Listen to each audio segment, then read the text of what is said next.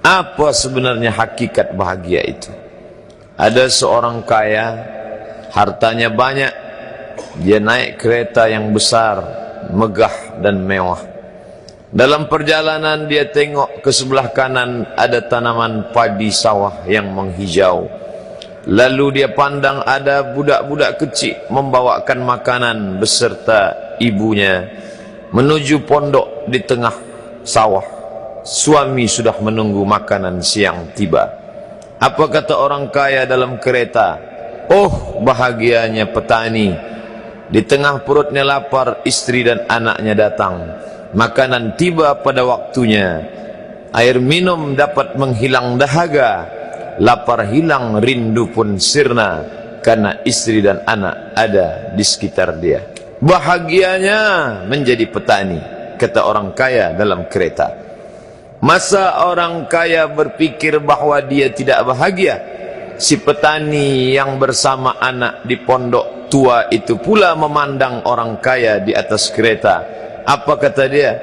Betapa bahagianya orang kaya naik kereta, sedangkan aku hanya duduk di pondok yang tua. Maka pada hakikatnya manusia ini dua-duanya tak bahagia. Lalu sebenarnya bahagia itu di mana? Ada seorang anak yang sedang belajar di college, university. Maka dia berkata, alangkah bahagianya kalau saya dapat BA. Selepas dia dapat ijazah BA, lalu dia berkata, aku tak bahagia. Alangkah indahnya bila dapat master. Manakala dia dapat master, dia berkata, oh, betapa bahagianya kalau dapat PhD. Selepas PhD dia berkata, susahnya PhD, belum juga dapat kerja. Selepas dapat kerja dia berkata, alangkah bahagianya kalau menikah. Selepas menikah dia berkata, aku tak bahagia sebab orang selalu tanya, dah punya anak apa belum? Selepas punya anak, dia pula berpikir untuk menikah sekali lagi. Jadi sebenarnya bahagia itu punya siapa? Oleh sebab itu bila kita baca kitab-kitab, maka makna sa'adah, kebahagiaan, orang yang bahagia sa'id, bahagia adalah insyirahus sadr, ketika hati terasa lapang apapun yang datang. Kalaulah pelajar yang mendapatkan BA itu hatinya lapang, tentu dia bahagia. Kalaulah petani yang berada di tempat rumah tua itu hatinya lapang, tentulah dia bahagia. Kalaulah orang kaya dengan kereta yang besar itu hatinya lapang, tentulah dia bahagia. Itulah mengapa Musa alaihi salam di tengah kesusahan hatinya akan melawan ayah angkat bernama Fir'aun. Dia minta hati yang lapang. Kita semua baca doa itu, Rabbi syrahli, lapangkan dadaku. Itulah mengapa kakinya pecah berdarah, giginya patah, pelipisnya pecah, meneteskan darah, tapi dia tersenyum bahagia kerana hatinya lapang. Allah sudah lapangkan hatinya. Apa kata Allah untuk dia? Alam nashrah laka sadrak. Itu beza Muhammad dengan Musa. Musa meminta, Rabbi shrah li sadri wa yassir li amri wahlul 'uqdatam min lisani yafqahu qawli. Sedang Muhammad tidak meminta.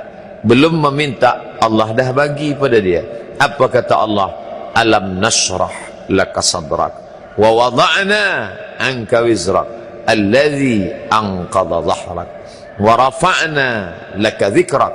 Bila kau dalam keadaan susah, dua kali Allah ulang, fa inna ma'al usri yusra, inna ma'al usri yusra. Hati lapang itulah yang membuat Haji Abdul Malik Karim Amrullah Buya Hamka tersenyum di dalam penjara. Penanya berjalan perlahan tapi pasti, maka keluarlah tafsir Al-Azhar.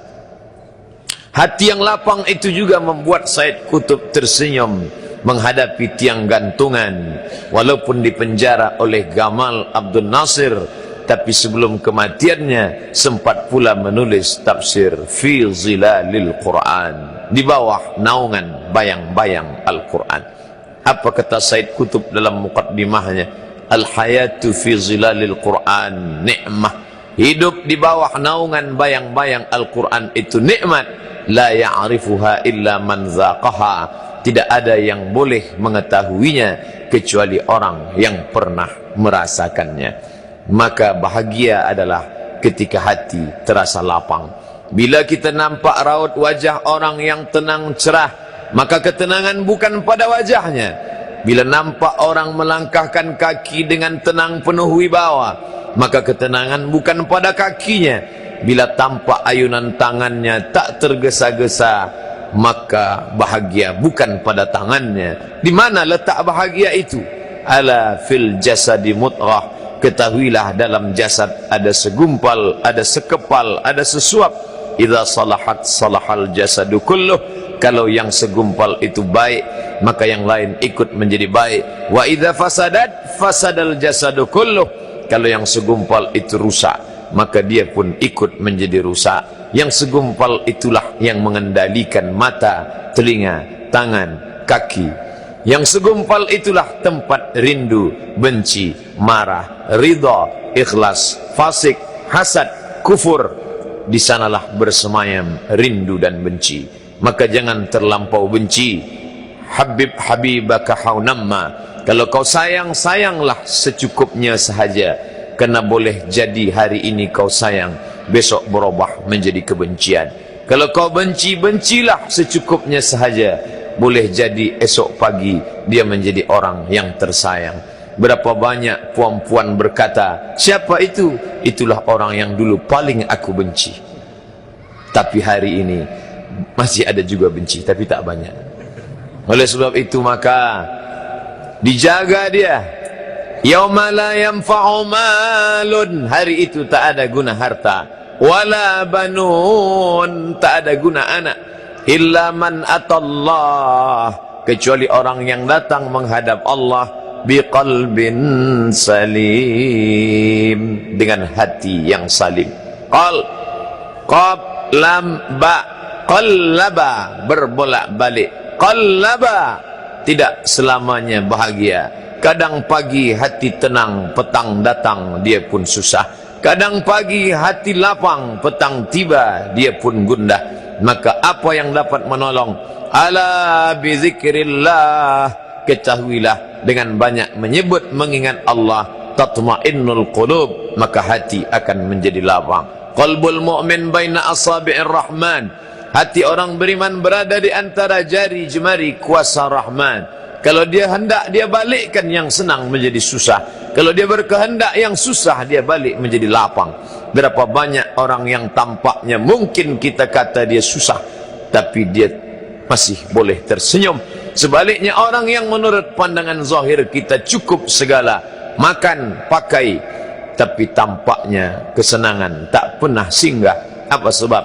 Kerana hati milik Allah. Dia ada dalam diri kita, tapi dia bukan punya kita. Lillahi ma fis samawati wa ma fil ard. Apa di langit, apa di bumi, milik Allah. Balikkan kepada Allah. Dari Allah, balik kepada Allah. Senang mengucapkannya, payah mengamalkannya, lebih sulit memasukkannya ke dalam hati. Oleh sebab itu maka apa cara supaya hati menjadi lapang? Yang pertama, iman. Mesti ada iman.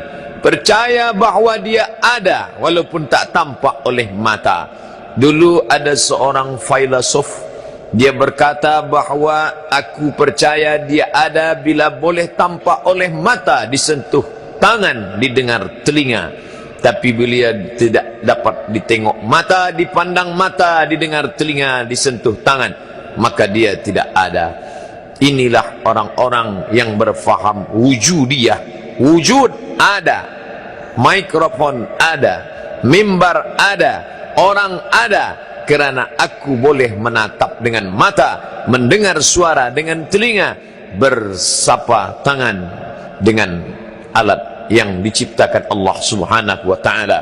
Tapi kita mengenal dia bukan kerana rupa.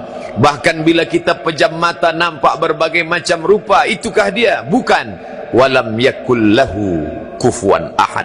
Bila kita pandang tengah malam tampak bermacam warna rupa, itukah dia? Ma khatara bibalik fallahu laisa kadzalik. Apa yang terlintas di hatimu, maka dia tidaklah seperti itu. Dia tak dapat dipandang dengan mata. La tudrikuhul absaru, dia tak dapat ditangkap mata. Wa huwa yudrikul absara, dialah yang dapat menatap mata. Jangankan dia, wajah kita pun kita tak boleh melihatnya. Siapa yang boleh melihat wajahnya?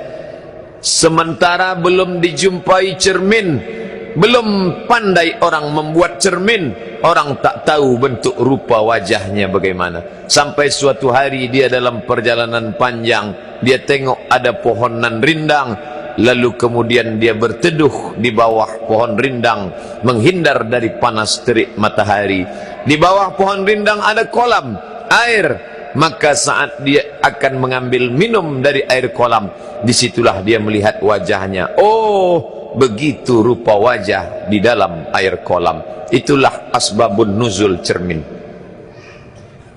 Muncul idea untuk membuat cermin, maka di situ orang baru boleh melihat bentuk rupa wajah. Tapi cermin tak jujur, telinga kanan dia kata sebelah kiri.